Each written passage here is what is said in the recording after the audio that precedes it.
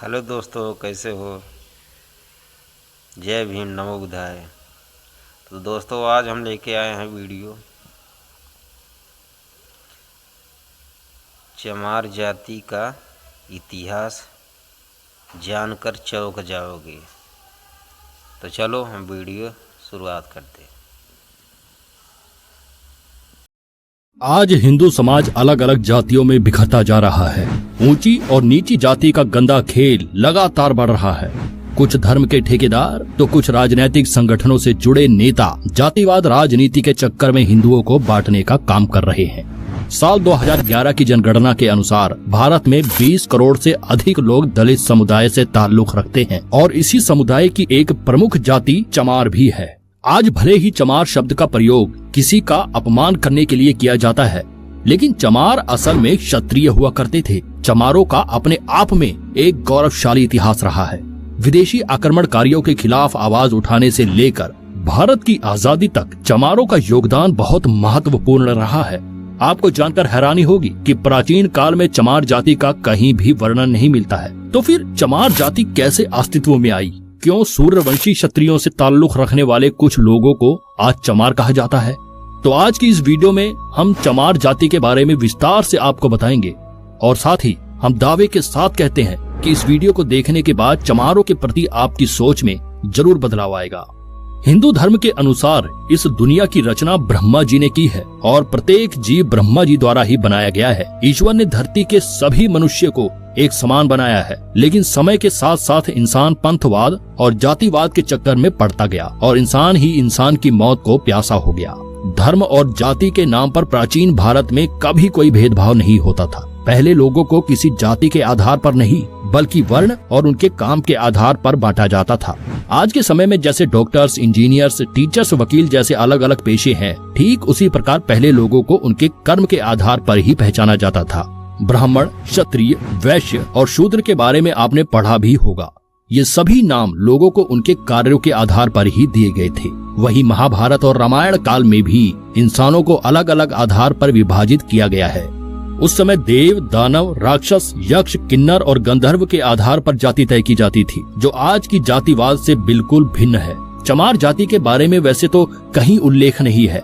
चमार शब्द का प्रयोग पहली बार सिकंदर लोधी द्वारा 16वीं शताब्दी में किया गया था, जिस समय भारत में तुर्की और अफगान के आक्रमणकारियों ने भारत में प्रवेश करना शुरू किया था।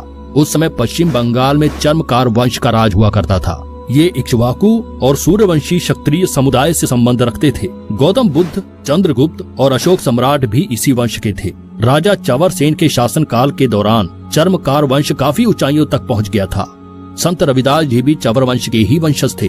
चित्तौड़ के राजा राणा सांगा और उनकी पत्नी झाली रानी संत रविदास जी को काफी मानते थे। राजा और रानी ने मिलकर रविदास जी से चित्तौड़ आने का अनुरोध किया और कहा कि वे चित्तौड़ के राजगुरु बनकर महल में निवास करें। रविदास जी ने राजा का आग्रह स्वीकार कर लिया और चित्तौड़ के महल में रहने लगे। इस दौरान रविदास जी के व्याख्यान और उनकी रचनाओं ने लोगों को प्रभावित करना शुरू कर दिया और बड़ी संख्या में लोगों ने रविदास जी को अपना गुरु स्वीकार कर लिया। वहीं दूसरी ओर दिल्ली में सिकंदर लोधी का शासन चल रहा होता है। सिकंदर को रविदास जी के बारे में सूचना मिली तो उन्हें डर हुआ कि कहीं लोग इस्लाम धर्म की बजाय रविदास जी से ज्यादा प्रभावित होना शुरू न कर दे। सिकंदर घबरा गया और अपने एक खास व्यक्ति मुल्ला सदना फकीर से कहा कि वह चित्तौड़ जाए और रविदास जी से इस्लाम धर्म कबूल करने को कहे। रविदास जी को जबरन मुसलमान बनाने के लिए सदना फकीर चल पड़ा।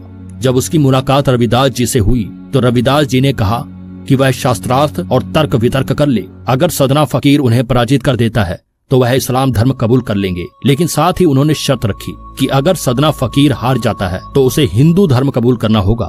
सदना फकीर को अपने आप पर पूरा भरोसा होता है और दोनों के बीच वाद विवाद शुरू हो जाता है। इस शास्त्रार्थ में रविदास जी की जीत होती है और उनके तर्क वितर्क से सदना फकीर इतना प्रभावित हो जाता है कि वह अपनी मर्जी से ही हिंदू धर्म अपना लेता है और अपना नाम बदलकर रामदास रख लेता है। रामदास और रविदास जी मिलकर हिंदू धर्म का प्रचार करने में जुट जाते हैं। रविदास जी समाज के सभी लोगों को एक समान नजरों से देखते थे और बराबरी का संदेश दिया करते थे। जब सिकंदर लोधी को पता चला कि सदना फकीर ने हिंदू धर्म अपना लिया है तो वह आग बबूला हो गया और उसने रविदास जी को बंदी बनाने के आदेश दे दिए।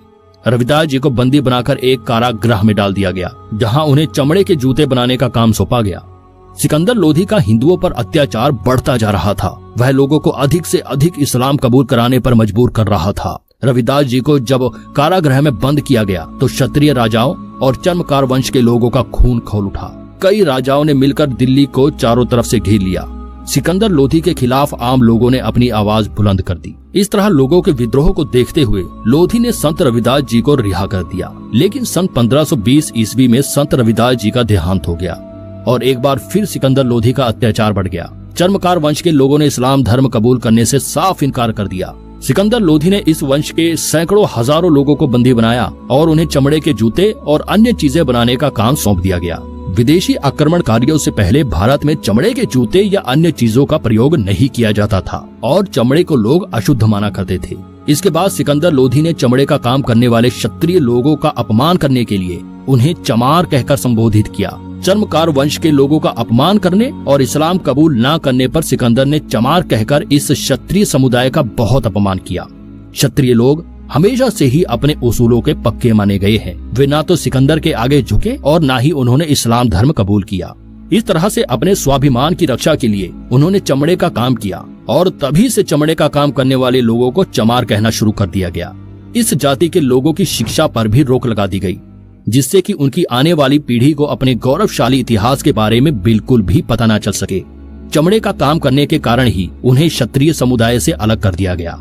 सिकंदर लोधी ने ही इन्हें नीच और शूद्र जाति का दर्जा दिया। कर्नल टोड ने अपनी किताब द हिस्ट्री ऑफ राजस्थान में चर्मकार वंश और राजा चमर सेन के बारे में काफी कुछ लिखा है। चमार जाति के इतिहास के बारे में सबसे अच्छी व्याख्यान डॉक्टर विजय सोनकर शास्त्री जी की पुस्तक हिंदू चर्मकार जाति में देखने को मिलता है।